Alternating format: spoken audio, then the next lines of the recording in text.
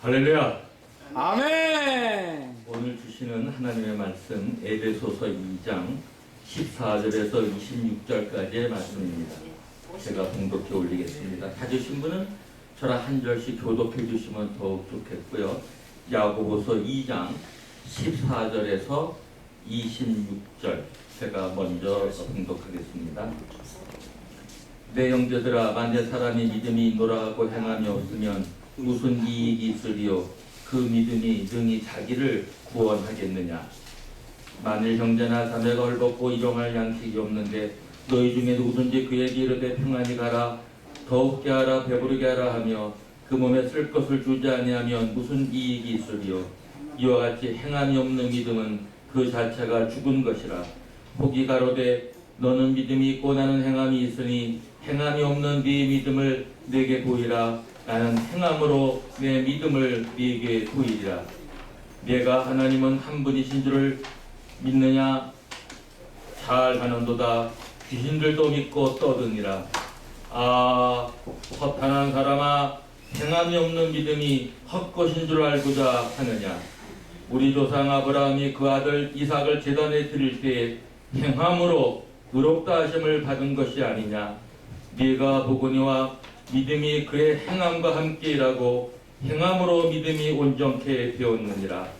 이에 경에 이른 바 아브라함이 하나님을 믿으니 이것을 의로 여기셨다는 말씀이 응하였고 그는 하나님의 벗이라 칭함을 받았나니 이로 보건대 사람이 행함으로 의롭다 하심을 받고 믿음으로만 아니니라. 또 이와 같이 기생 라합이 사자를 적대하여 다른 길로 나가게 할 때 행함으로 의롭다 하심을 받은 것이 아니냐? 영혼 없는 몸이 죽은 것 같이 행함이 없는 믿음은 죽은 것이니라. 아멘. 오늘 본문 말씀을 가지고 행함이 있는 산 믿음이라는 제목을 가지고 말씀을 증거하면서 함께 은혜를 나누고자 합니다. 우리 세 번 할렐루야로 한번 하나님께 올려드리고 우리 앉아 계신 우리 목사님들과 귀하신 우리 지도자분들은 아멘으로 화답해 주시면 더 감사하겠습니다. 할렐루야! 아멘! 할렐루야! 아멘! 할렐루야! 아멘! 제가 새신방송에 와서 설교를 할 때마다 꼭 할렐루야를 3번 외치면서 설교를 합니다. 사실 우리의 삶 속에 여호와를 찬양하는 우리의 입술이 가장 귀하고 많은 세상의 이름을 부르는 중에서 우리 하나님의 이름을 여호와, I am that I am, 나는 스스로 있는 자다라고 하나님이 자기의 이름을 여호와라고 알려주셨는데 감히 우리의 입술로 하나님의 이름을 부르면서 찬양 드리는 것, 매우 우리의 복이고 우리의 기쁨이요 우리의 위로입니다. 할렐 하면 찬양하라. 루 너희는 야훼 하나님 여호와라고 우리가 하는데 이제 야의 그 여호와의 첫 그런 발음이 야입니다. 그래서 할렐루야 너희들은 여호와를 찬양하라 이런 뜻이죠. 오늘 본문에 있는 말씀 매우 귀합니다. 왜냐하면 사실은 우리가 믿음으로 의롭게 되지요. 믿음으로 의롭게 된 사람은 우리가 인식론적으로 하나님을 믿으니 내 마음이 정말 새롭게 됩니다. 예수를 모셔드리니까. 그래서 하나님의 의가 나의 의가 되니까 우리가 구원을 받는 거죠. 그래서 로마서에서 뭐라고 그래요? 10장 10절에 사람이 마음으로 믿어 의에 이르고 시인하여 구원에 이르느니라 그랬어요. 예. 마음으로 믿어 의에 이릅니다. 근데 마음으로 믿어 의에 이르고 시인하여 입으로 시인하여 구원에 이르는데 구원에 이르는 우리 기독교인들은 행동이 우리의 삶 속에 우리의 신앙 속에 따라줘야 합니다. 기독교인이 예수 믿으세요. 예수 믿어 전하는 거 매우 좋아요. 복음을 받아들이고 전하는 거 매우 중요합니다. 그러나 더욱 중요한 것은 그렇게 전하고 다니시는 분의 그 삶이 자체가 더욱 중요하다는 말씀입니다. 예수를 믿고 구원을 얻었으면 예수님의 아들답게 예수를 전하는 사람답게 행동이 따라줘야 된다는 것이 오늘 말씀의 초점이 되겠습니다. 그래서 히브리서에도 보면은 11장 1절에 이렇게 말씀하겠죠. 1절부터 3절에 보면은 우리가 중요한 믿음의 장이죠. 거기에 그 성경 말씀을 보면은 우리가 다 알고 계시고 외우고 계시지만 제가 성경을 피고서 읽겠습니다. 봉독하겠습니다. 믿음은 바라는 것들의 실상이요 보지 못하는 것들의 증거니 선진들이 이로써 증거를 얻었느니라. 믿음으로 모든 세계가 하나님의 말씀으로 이루어지를 우리가 아나니 보이는 것은 나타난 것으로 말미암아 된 것이 아니니라. 믿음이 있어야 세계가 하나님의 말씀으로 지어진 것을 알게 됩니다. 믿음은 매우 위대한 것입니다. 인신론적인 것을 갖고 해주고 과학이 증명해 줄 수 없는 것을 믿음은 증거해주고 믿게 해주는 위대한 힘과 능력이 있습니다. 할렐루야. 그래서 믿음은 매우 중요한 거예요. 세계가 하나의 말씀으로 지어진 걸 아는 거예요. 보이지 않는 것은 하나님 보이지 않아요. 육체적 눈으로. 그러나 믿음의 눈으로, 영적인 눈으로 우리 하나님을 보고 하나님을 압니다. 할렐루야. 그보다 더 귀한 것은 없어요. 그러면 우리가 믿음을 가졌는데 하나님을 내 몸에, 내 마음에 모셔드리고 사는데 그 삶이 변화되지 않으면 행함이 없는 그러한 죽은 믿음이 되면 매우 비참한 기독교인이 되는 것입니다. 하나님도 그를 싫어하십니다. 구원에는 이를 수 있지만 그가 진정한 구원에 이르는 자가 되려면 말과 믿음과 그의 삶 속에 일어나는 행동이 일치되어야 되는 행함이 있어야 되는 것. 다시 말하면 사랑의 실천이 있어야 됩니다. 성경에 말하고 있는 경건은 고아와 과부를 돌봐주는 선행을 거룩한 삶이라고 얘기해주고 있고 그러한 자를 우리가 성경에서 바로 귀하게 우리가 여기고 있습니다. 사랑의 실천이 없는 삶, 예수를 믿었는데 하나도 돕지 못하는 삶, 예수를 믿었는데 자기만을 위하여 사는 삶, 예수를 믿었는데 모든 물질 소유를 이웃을 돕고 하나님의 말씀을 전하는 선교하는 일에 구제하는 일에 헌금할 줄 모르는 삶이라면 그는 아직도 믿음이 제대로 되어 있지 못한 분입니다. 사실 오늘 본문 말씀을 보면서 말씀을 좀 증거하겠습니다. 본문 말씀이 너무 좋기 때문에 그렇습니다. 내 형제들아 만일 사람이 믿음이 있노라 하고 행함이 없으면 무슨 이익이 있으리요. 성경 말씀이 너무 은혜가 돼요. 제가 전하는 말씀보다 성경 본문 말씀을 읽을 때가 가장 은혜가 됩니다. 살아있는 하나님의 말씀이기 때문입니다. 그 믿음이 너희 자기를 구원하겠느냐. 그러니까 믿음이 있노라 하고 행함이 없으면 무슨 이익이 있냐고 이렇게 야고보 사도는 말씀해주고 있습니다. 행함이 없는 그런 믿음이 너희 자기를 구원할 수 있겠느냐까지 이렇게 질문하고 있어요. 만일 형제나 자매가 헐벗고 일용할 양식이 없는데 너희 중에 누구든지 그에게 이르되 평안히 가라 더욱게 하라 배부르게 하라 하며 그 몸에 쓸 것을 주지 아니하면 무슨 이익이 있으리요. 말로만 주여 주여 하고 주여 사랑합니다 하고 실제로 어려운 자, 헐벗은 자, 양식이 없는 자 찾아가서 돕지 못하고 주지 못한다면 그 속에 진정한 믿음을 온전히 이룬 사람이 되고 진정으로 예수를 사랑한다고 말할 수 있겠느냐는 것이죠. 물질을 줄 수 없는, 물질을 베풀 수 없는 사람의 신앙은 아직 성숙하지 못한 신앙인입니다. 우리 성숙한 기독교인들은 자기의 수입의 물질을 얼마만큼 퍼센트지를 하나님을 위해서, 이웃을 위해서, 또 우리 내 자신과 내 가족을 위해서 쓰는 거 이렇게 비교해 볼 때 바로 우리의 행함 자체는 물질하고 많이 연관되어 있어요. 물론 거룩한 행실, 도덕적인 삶, 윤리적인 삶 매우 중요합니다. 그러나 여기에서 특히 야고보서가 말해주고 있는 행함은 물질적인 선행에 대해서 초점을 많이 두고 있습니다. 기독교인들이 고아나 가부나 사회 어려운 자들, 망가진 사람들, 술주정뱅이들, 창녀들, 깡패들, 살인자들, 교도소에 있는 사람들 우리가 관심을 가지고 전도하지 않으면 진정한 기독교의 존재의 목적이 어디 있겠습니까?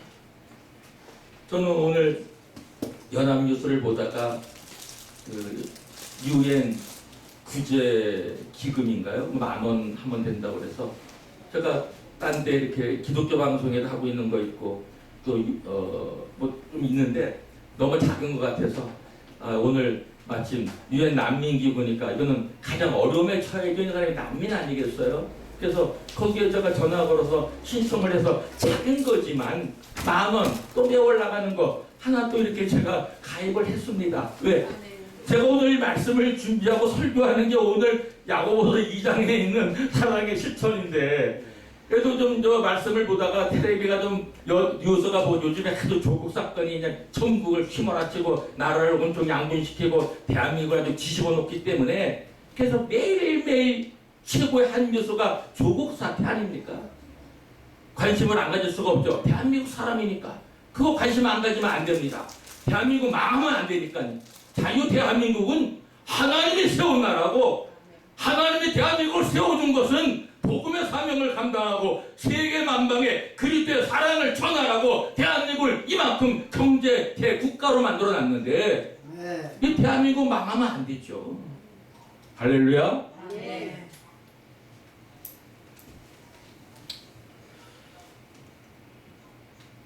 그래서 우리가 실제로 성경에 우리 야고보 사도가 말하는 것처럼 말로만 배부르게 하라, 평안히 가라, 더욱게 하라. 그거 몸에 쓸 것을 주지 않으면 무슨 이익이 있냐는 얘기요. 이와 같이 행함이 없는 믿음은 그 자체가 죽은 것이라. 그래서 저는 오늘 설교 제목을 바로 또 뭐가 어떻게 나와 있냐면은 26절 마지막에 보면 영혼 없는 몸이 죽은 것 같이 행함이 없는 믿음은 죽은 것이라 해서 저는 설교 제목을 행함이 있는 산 믿음이라고 이렇게 좀 역설적으로 제목을 이렇게 잡아봤습니다. 그래서 우리는 행함이 있는 산 믿음을 가지고 살자는 저의 오늘 설교의 초점이기 때문에 행함이 있는 산 믿음, 이것이 제가 오늘 전하고자 하는 메시지이고 초점입니다. 행함이 없는 믿음은 죽은 거라고 지금 야고보 사도가 아주 진리의 말씀을 전해주고 있습니다. 야고보 참 훌륭해요. 물론 사도 바울 훌륭하죠. 믿음으로 의에 이르니까요. 그건 진리를 또 가르쳐 줬습니다. 사람이 마음으로 믿어 의에 이르고 신하여 구원에 이르느니라. 마음으로 믿어 의에 이른다. 네, 맞습니다. 우리가 의롭게 되는 것은 마음으로 믿어서 의에 이르는 거고 하나님의 의를 내가 갖게 되는 거예요. 불의한 자가 의로운 자가 되는 거예요. 사형수가 이제 정말 하나님이 너는 이제 사형수가 아니야. 너의 죄를 사면해 줬어. 이 믿음의 놀라운 능력이요. 믿음을 가진 자의 특권입니다.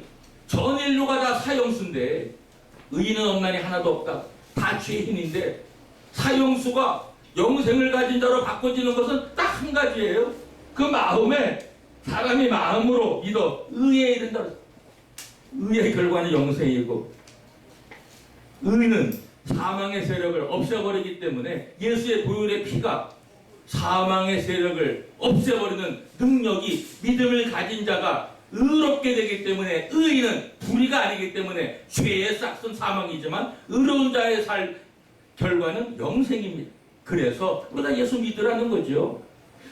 사실 예수 믿고 영생도 없으면 저 예수 안 믿어요. 어떻게 예수 믿어요? 그냥 윤리적으로 살면 되고 도덕적으로 살면 되죠. 그러나 영생을 얻는 유일한 길은 오직 예수님 믿는 길밖에 하나님이 열어놓으신 게 없고 하나님의 방법이시고 하나님의 행동이십니다. 하나님은 말씀으로 우주 만물을 창조했지만 하나님은 행동으로 인류를 구원하셨습니다. 하나님은 말씀만으로 말로만 구원한 게 아니에요. 야, 내가 인류를 구원했다. 그걸로 되나요? 인류야 너희들 다 영생해. 하나님 그렇게 하실 수 있으면 될 수도 있어요. 하나님의 말씀은 능력이 있고 창조력이 있으니까 권선이여 너 영생해라. 뭐 가능할 수도 있겠지요. 그러나 하나님은 그렇게 안 하셨어요. 스스로 몸을 가지고 인간이 되셨어요.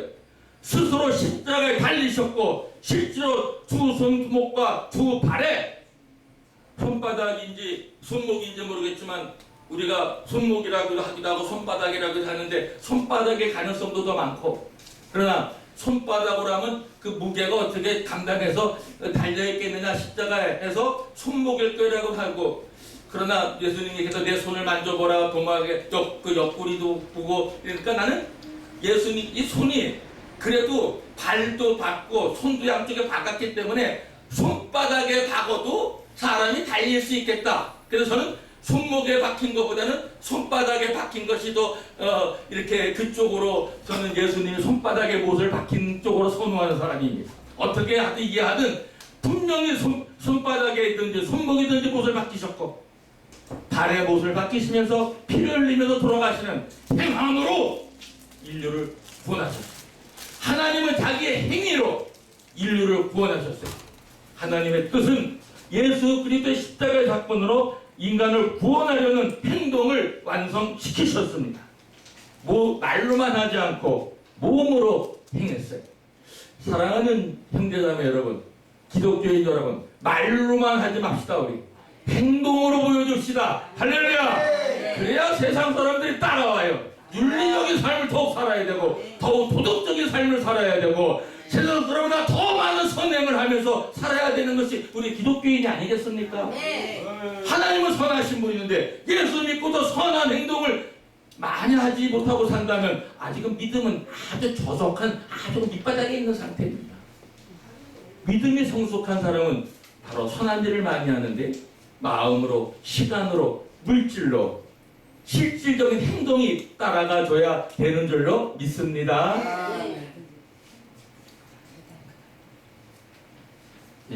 우리가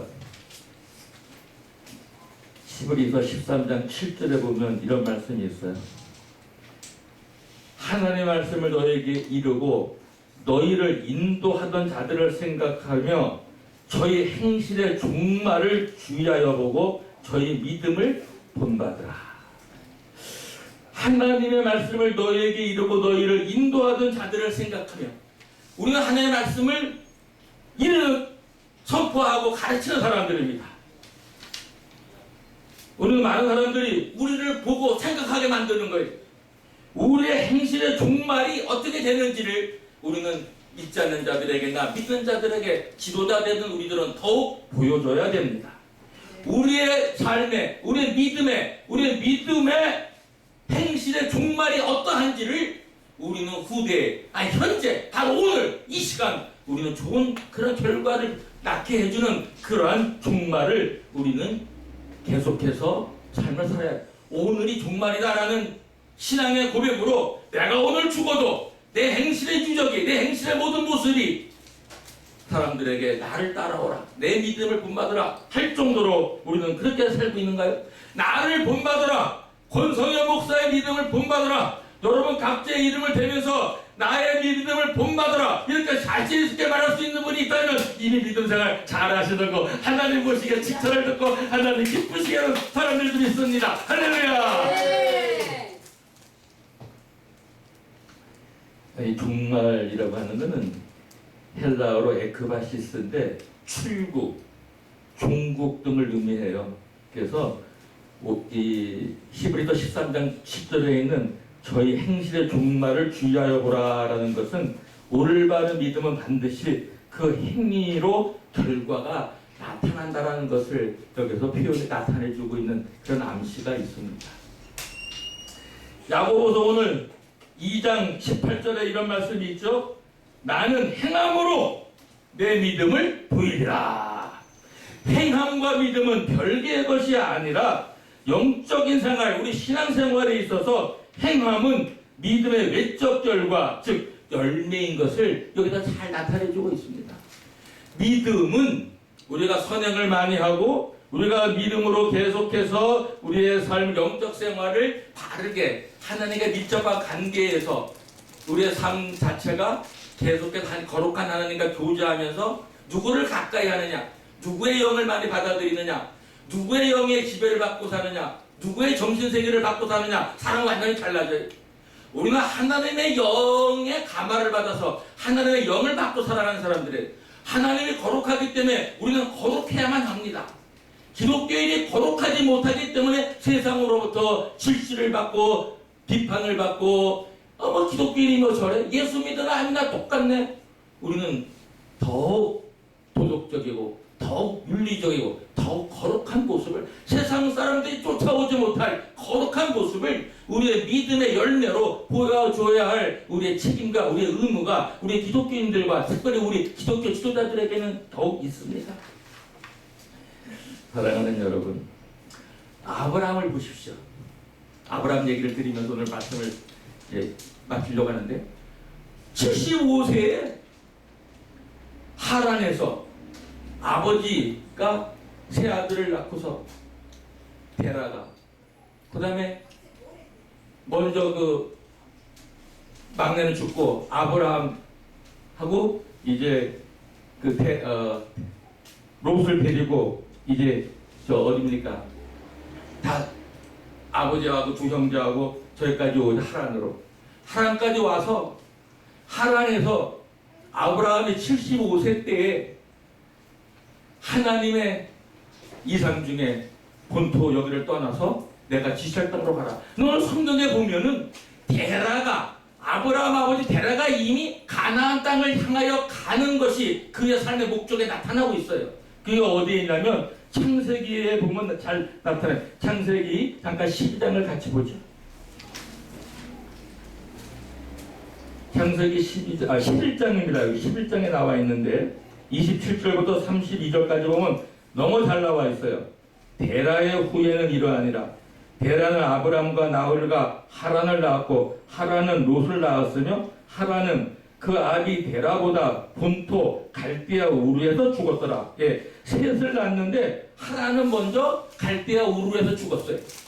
그리고 아브람과 나홀이 장가 들었더니 아브라함의 아내의 이름은 사라며 나홀의 아내의 이름은 밀가니 하란의 딸이요 하란은 밀가의 아비며 또 이스가의 아비더라. 사례는 잉태하지 못함으로 자식이 없었더라. 데라가 그 아들 아브람과 하란의 아들 그 손자 롯과 그 자부 아브라함의 아내 사라를 데리고 갈대아 우르에서 떠나 가나안 땅으로 가고자 하더니, 아버지 데라가 가나안 땅으로 가려고 하는 목적이 있었어요. 근데 그 데라가 어디서 죽었냐면은 오늘 성경에 보면 하란에 이르러 거기 거하였으며 데라는 205세를 향수하고 하란에서 죽었더라. 근데 하나님은 성경에 이렇게 또 나와 있죠. 아브라함을 갈대아 우르에서 불러냈다.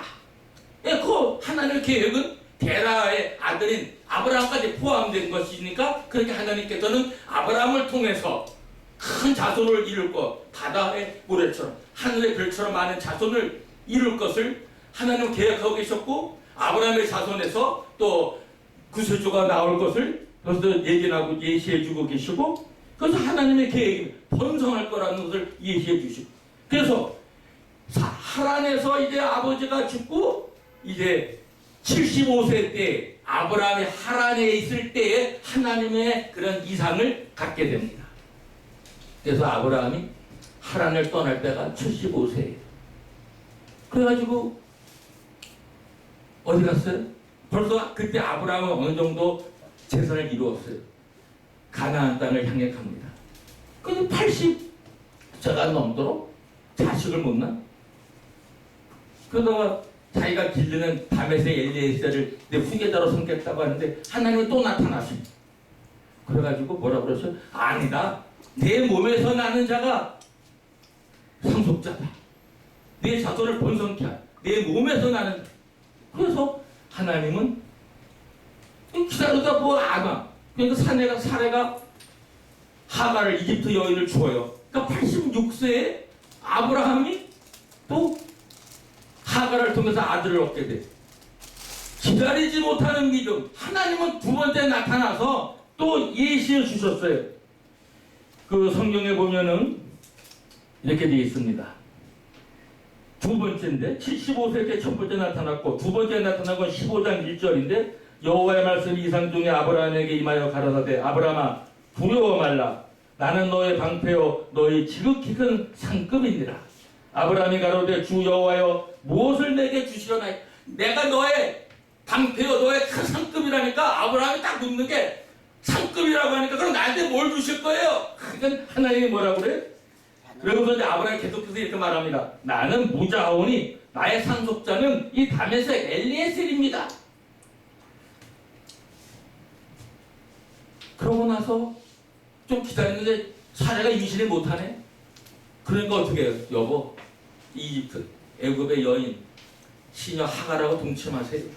그래가지고 결국은 하나님의 약속을 기다리지 못해가지고 믿음은 기다릴 줄 알아야 돼요. 인내해야 합니다.